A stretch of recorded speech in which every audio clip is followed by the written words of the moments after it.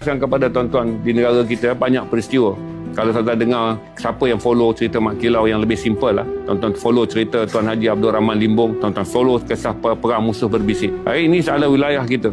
Pengkhianatan adalah berlaku di kalangan orang Melayu. Kalau tuan-tuan dengar ucapan daripada Tuan Guru Haji Hadi, tolak dulu politik. Tuan Guru Haji Hadi mengatakan apa? Israel dan juga Amerika Syarikat sentiasa memantau wilayah Islam yang paling besar. Dan Indonesia antara wilayah yang berada dalam kamus mereka yang tak akan dibenarkan hidup dalam aman damai. Indonesia adalah wilayah di dalam jangkauan Amerika Syarikat dan Israel untuk tidak dibenarkan maju. Kerana ini wilayah kalau dia maju, dia akan membangunkan komuniti Islam yang kedua terbesar di dunia selepas yang ada di tanah Arab. Salah satu yang mesti difahami, sama ada perlagaan di antara kita dan Indonesia, perlagaan sesama bangsa Indonesia, perlagaan sama bangsa Melayu adalah salah satu daripada agenda untuk menutup ruang manakah Islam yang paling kuat selepas tanah Arab. Ruang Islam yang paling kuat dan bangsa yang paling besar adalah ruang yang ada dalam Nusantara Melayu. Itu saya jelaskan kepada tuan-tuan apabila tuan-tuan bercakap tentang kebencian, berhati-hati. Kerana kebencian yang kita katakan benar, perkara itu benar tapi hasilnya adalah benci. Adalah baik kita bercakap tentang perkara yang hasilnya adalah kebaikan. Kalau tuan-tuan rajin, saya tak pastilah kalau tuan-tuan benci politik. Tapi